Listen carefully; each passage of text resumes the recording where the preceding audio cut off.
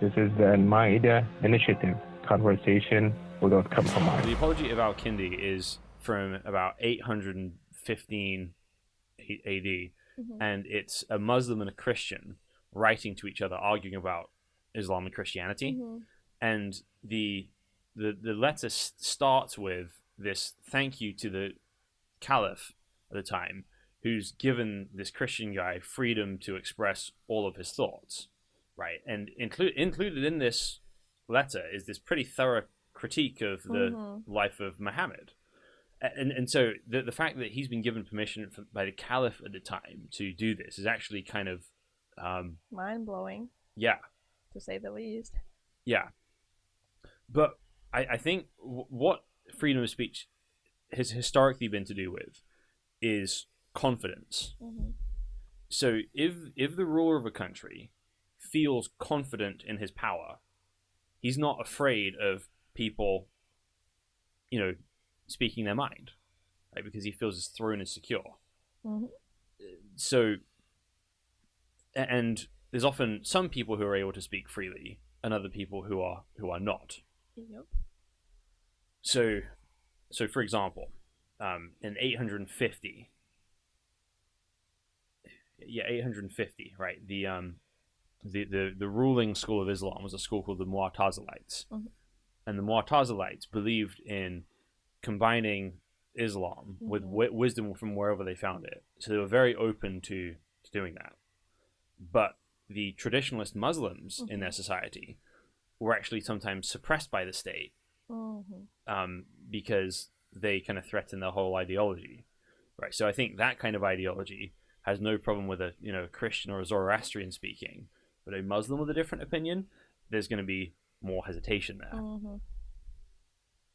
So typically, free speech goes up and down with how secure a ruler's throne is, and the less secure and the tighter they're trying to grip onto power, the more free speech goes down. I can see that. That would make a lot of sense. And so the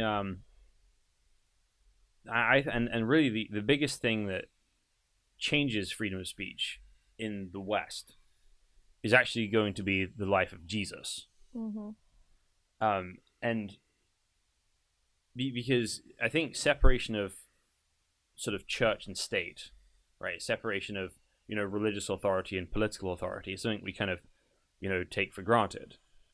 But if you think about it, right, what you're thinking about is one truth for everyone, and that's appealing, right? So no one who's kind of wanting this kind of like singular, united government and religion being combined is trying to do anything nefarious necessarily. They're thinking, well, there's lots of lies out there, and we need to protect people from those lies. We need to make the truth accessible and easy for people. We need to shut down other things from that, and it makes sense in a lot of ways, because if you believe you have access to a standard of right, well, why wouldn't you want that enforced as the law in every circumstance? Inevitably, we make laws that reflect what we believe God himself is like. So even in secular countries, right?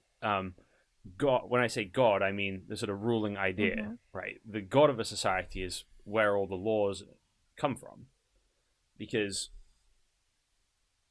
that's the standard that they're measuring things by. So if the standard is logic, right? Logic kind of becomes the god of the system, right? If it becomes empathy, empathy becomes the god of the system. So the only way to consistently have free speech in a culture and a nation is to believe in a God that actually wants that. And a lot of people don't believe in a God like that. Yep. So, and really, Jesus is the one that changes the paradigm of how we think about that. So, I want to read you this parable Jesus tells. This is in Matthew 13:24. He says, "The kingdom of heaven may be compared to a man who sowed good seed in his field. But while his men were sleeping, his enemy came and sowed weeds among the wheat and went away. So when the plants came up and bore grain, then the weeds appeared also. And the servants of the master of the house came and said to him, 'Master, did you not sow good seed in your field? How then does it have weeds?' He said to them, 'An enemy has done this.' So his servant said to him, 'Then do you want us to go and gather them?' But he said, 'No, lest in gathering the weeds you root up the wheat along with them. Let both grow together until the harvest, and at the harvest time I will tell the reapers, gather the weeds first, and bind them in bundles to be burned, but gather the wheat into my barn.'" And he explains this later. He says, "Then he left the crowds and went into the house, and his disciples came with him, saying, 'Explain to us the parable of the weeds of the field.' He answered, 'The one who sows the good seed is the Son of Man. The field is the world, and the good seed is the sons of the kingdom. The weeds are the sons of the evil one, and the enemy who sowed them is the devil. The harvest is the end of the age, and the reapers are angels. Just as the weeds are gathered and burned with fire, so will it be at the end of the age. The Son of Man will send his angels, and they will gather out of his kingdom all causes of sin and lawbreakers, and throw them into the fiery furnace. In that place there will be weeping and gnashing of teeth. Then the righteous will shine like the sun in the kingdom of their Father. He who has ears, let him hear." Mm-hmm. So what you kind of get the sort of practical answer to what Jesus is saying there. Mm-hmm. So basically, it's like looking at the world, right? And some people are asking, okay, there's bad stuff happening here. Should we go and remove them, right? Is it the job of the righteous to uproot the wicked, the evil people in the world with force? Mm-hmm.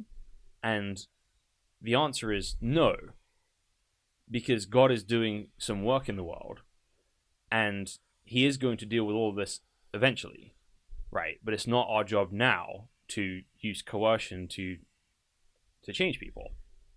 And the reason for that is that God is in the business of redeeming people, of rescuing people. So the culture Jesus comes into is one that's very religious and traditional, and people who are better at being religious look down on the people who are not doing a good job of that, right? So their way of thinking about things is, okay, we're the good people, these are the bad people. But Jesus spends a lot of his time with the outcasts of society, with prostitutes and tax collectors, Mm-hmm. and people who are outcasts, and through his presence in their lives, they are transformed. So when he says, don't remove the weeds, otherwise you might uproot some of the wheat as well, means that God is working in people's lives to transform people. Mm-hmm. And if we just kind of come with this heavy-handed, okay, everything bad must be destroyed in the world right now, well, that includes me. Mm-hmm. Right? That includes a lot of people I care about, and no human has the authority to do what God is one day going to do on Judgment Day. Now, we still live in the real world, which means there still has to be some kind of government that, punishes crimes which affect, life and property and things like that. But the government's job is to kind of protect some basic things, right? It's not to enforce morality everywhere.